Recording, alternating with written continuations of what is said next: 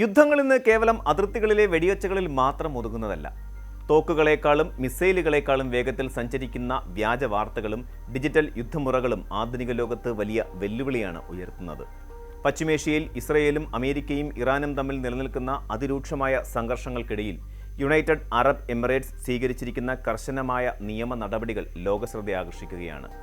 മേഖലയിലെ സമാധാനത്തിനും സുരക്ഷയ്ക്കും ഭീഷണിയാകുന്ന രീതിയിൽ സോഷ്യൽ മീഡിയ വഴി തെറ്റായ വിവരങ്ങൾ പ്രചരിപ്പിച്ച 19 ഇന്ത്യക്കാർ ഉൾപ്പെടെ 35 പേരെ അറസ്റ്റ് ചെയ്ത UAE അധികൃതരുടെ നടപടി ഡിജിറ്റൽ യുഗത്തിലെ പൗരധർമ്മത്തെക്കുറിച്ച് വലിയ ചർച്ചകൾക്ക് വഴി തുറന്നിരിക്കുന്നു. മിസൈൽ ആക്രമണങ്ങളുടെയും സ്ഫോടനങ്ങളുടെയും വ്യാജ വീഡിയോകൾ നിർമ്മിച്ചും പഴയ ദൃശ്യങ്ങൾ പുതിയതെന്ന രീതിയിൽ പ്രചരിപ്പിച്ചും പൊതുജനങ്ങളിൽ പരിഭ്രാന്തി പടർത്താൻ ശ്രമിച്ചുവെന്നതാണ് ഇവർക്കെതിരെയുള്ള പ്രധാന കുറ്റം. പശ്ചിമേഷ്യൻ രാഷ്ട്രങ്ങൾക്കിടയിൽ നയതന്ത്രപരമായും സൈനികപരമായും ഏറെ നിർണായകമായ സ്ഥാനമുള്ള UAE തങ്ങളുടെ സുരക്ഷാ സംവിധാനങ്ങൾക്കോ ദേശീയ താൽപ്പര്യങ്ങൾക്കോ വിരുദ്ധമായ ഒരു നീക്കവും അനുവദിക്കില്ലെന്ന ശക്തമായ മുന്നറിയിപ്പാണ് ഈ അറസ്റ്റിലൂടെ നൽകുന്നത്. ആധുനിക സാങ്കേതിക വിദ്യയായ AI ഉപയോഗിച്ച് നിർമ്മിച്ച വ്യാജ ദൃശ്യങ്ങൾ ഉൾപ്പെടെയുള്ളവ ഈ കുറ്റകൃത്യങ്ങളുടെ വ്യാപ്തി വർദ്ധിപ്പിക്കുന്നു. അറസ്റ്റിലായവരെ പ്രധാനമായും 3 ഗ്രൂപ്പുകളായി തിരിച്ചാണ് UAE പബ്ലിക് പ്രോസിക്യൂഷൻ അന്വേഷണം നടത്തുന്നത്. ഇതിൽ ആദ്യത്തെ വിഭാഗം UAEയുടെ ആകാശത്ത് മിസൈലുകൾ തടയുന്നതിൻ്റെയോ അല്ലെങ്കിൽ മിസൈൽ പ്രതിരോധ സംവിധാനങ്ങളുടെയോ യഥാർത്ഥ ദൃശ്യങ്ങൾ പകർത്തി പ്രചരിപ്പിച്ചവരാണ്.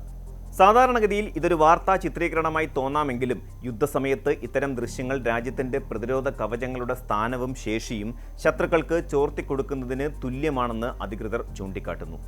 ഇത്തരം വീഡിയോകൾക്കൊപ്പം ഭീതിജനകമായ ശബ്ദങ്ങളും കമൻട്രികളും ചേർത്ത് രാജ്യത്ത് ആക്രമണം നടക്കുകയാണെന്ന തെറ്റായ ധാരണ ഇവർ പരത്താൻ ശ്രമിച്ചു. സുരക്ഷാ ഉദ്യോഗസ്ഥരുടെ കണ്ണ് വെട്ടിച്ച് ഇത്തരം ദൃശ്യങ്ങൾ പകർത്തി സോഷ്യൽ മീഡിയയിൽ ലൈക്കുകൾക്കും വ്യൂസിനുമായി പങ്കുവയ്ക്കുന്നത് വലിയൊരു സുരക്ഷാ വീഴ്ചയായാണ് രാജ്യം കണക്കാക്കുന്നത്. രണ്ടാമത്തെ വിഭാഗം കൂടുതൽ അപകടകാരിയായ സൈബർ കുറ്റവാളികളാണ്. ഇവർ ആർട്ടിഫിഷ്യൽ ഇൻ്റലിജൻസ് ഉപയോഗിച്ച് വ്യാജമായ സ്ഫോടന ദൃശ്യങ്ങൾ നിർമ്മിക്കുകയോ അല്ലെങ്കിൽ ലോകത്തിൻ്റെ മറ്റു ഭാഗങ്ങളിൽ മുൻപ് നടന്ന അപകടങ്ങളുടെ വീഡിയോകൾ UAEയിൽ ഇപ്പോൾ നടന്നതാണെന്ന് അവകാശപ്പെട്ട് പ്രചരിപ്പിക്കുകയോ ചെയ്തു.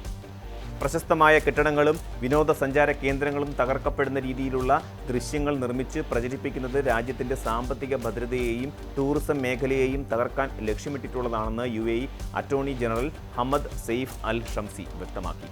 UAEയുടെ ദേശീയ പതാകയും തീയതികളും ഇത്തരം വീഡിയോകളിൽ കൃത്രിമമായി ചേർത്ത് അവ യഥാർത്ഥമാണെന്ന് വിശ്വസിപ്പിക്കാൻ ഇവർ ശ്രമിച്ചുവെന്നത് കുറ്റകൃത്യത്തിൻ്റെ ഗൗരവം വർദ്ധിപ്പിക്കുന്നു.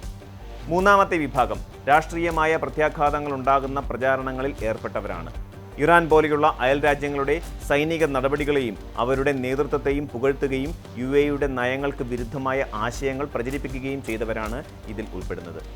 ഒരു രാജ്യം യുദ്ധസമാനമായ സാഹചര്യത്തിലൂടെ കടന്നു പോകുമ്പോൾ ആ രാജ്യത്തിൻ്റെ താൽപ്പര്യങ്ങളെ ഹനിക്കുന്ന രീതിയിൽ ശത്രുപക്ഷത്തുള്ളവരുടെ പ്രചാരണങ്ങൾ ഏറ്റെടുക്കുന്നത് രാജ്യദ്രോഹപരമായ നടപടിയായാണ് നിയമം കാണുന്നത്. UAEയുടെ ആഭ്യന്തര സുരക്ഷയെയും സമാധാനത്തെയും തകർക്കാൻ ഇത്തരം പ്രകോപനപരമായ പോസ്റ്റുകൾക്ക് സാധിക്കുമെന്ന വിലയിരുത്തലിലാണ് അധികൃതർ. ഇന്ത്യൻ പ്രവാസികളെ സംബന്ധിച്ചിടത്തോളം ഈ സംഭവം വലിയൊരു പാഠമാണ്. അറസ്റ്റിലായവരിൽ പകുതിയിലധികം പേരും ഇന്ത്യക്കാരാണെന്നത് ഗൾഫ് മേഖലയിൽ ജോലി ചെയ്യുന്ന ലക്ഷക്കണക്കിന് വരുന്ന നമ്മുടെ സഹോദരങ്ങൾക്ക് ഒരു മുന്നറിയിപ്പാണ്. സോഷ്യൽ മീഡിയയിൽ ഒരു വീഡിയോ ഷെയർ ചെയ്യുന്നതിനോ അല്ലെങ്കിൽ ഒരു കമൻ്റ് ഇടുന്നതിനോ മുൻപ് അത് ആ രാജ്യത്തിൻ്റെ നിയമങ്ങൾക്കും സുരക്ഷയ്ക്കും വിരുദ്ധമാണോ എന്ന് പരിശോധിക്കേണ്ടത് അത്യന്താപേക്ഷിതമാണ്. UAEയിലെ സൈബർ നിയമങ്ങൾ ലോകത്തിലെ തന്നെ ഏറ്റവും കർക്കശമായവയിൽ ഒന്നാണ്. വ്യാജ വാർത്തകൾ പ്രചരിപ്പിക്കുന്നവർക്ക് കുറഞ്ഞത് 1 വർഷം തടവും 1 ലക്ഷം ദിർഹം പിഴയും, അതായത് 25 ലക്ഷം രൂപ പിഴയും ലഭിക്കാവുന്ന കുറ്റമാണ്. പലപ്പോഴും അറിയാതെ ചെയ്യുന്ന ഒരു ഷെയർ പോലും ഒരാളുടെ പ്രവാസ ജീവിതം എന്നേക്കുമായി അവസാനിപ്പിക്കാൻ കാരണമായേക്കാം. മേഖലയിലെ സംഘർഷം പുതിയ തലങ്ങളിലേക്ക് കടക്കുന്ന സാഹചര്യത്തിലാണ് UAE ഇത്തരം കർശന നടപടികൾ സ്വീകരിക്കുന്നത്. ദുബായ് അന്താരാഷ്ട്ര വിമാനത്താവളത്തിന് സമീപം നടന്ന ഡ്രോൺ ആക്രമണവും ഇന്ധന ടാങ്കറിന് തീപിടിച്ചതും പോലെയുള്ള സംഭവങ്ങൾ ജനങ്ങളിൽ ആശങ്കയുണ്ടാക്കിയിട്ടുണ്ട്. ഇതിനിടയിൽ ഇറാന്റെ ഭാഗത്തു നിന്നുണ്ടാകുന്ന ഭീഷണികളും UAE ഗൗരവത്തോടെയാണ് കാണുന്നത്. അമേരിക്കയും ഇസ്രയേലും UAEയിലെ തുറമുഖങ്ങൾ ഉപയോഗിക്കുന്നുണ്ടെന്ന ഇറാന്റെ ആരോപണങ്ങൾ പശ്ചിമേഷ്യയിലെ നയതന്ത്ര ബന്ധങ്ങളെ കൂടുതൽ സങ്കീർണമാക്കുന്നു. ഇത്തരമൊരു കലുഷിതമായ സാഹചര്യത്തിൽ സോഷ്യൽ മീഡിയയിലൂടെയുള്ള ചെറിയൊരു തെറ്റായ വാർത്ത പോലും വൻ പ്രത്യാഘാതങ്ങൾ ഉണ്ടാക്കിയേക്കാം. വ്യാജ വാർത്തകൾക്കെതിരെയുള്ള പോരാട്ടം കേവലം സർക്കാരിൻ്റെ മാത്രം ഉത്തരവാദിത്തമല്ല, മറിച്ച് ഓരോ പൗരൻ്റെയും ഡിജിറ്റൽ അവബോധത്തിൻ്റെ ഭാഗമാണ്.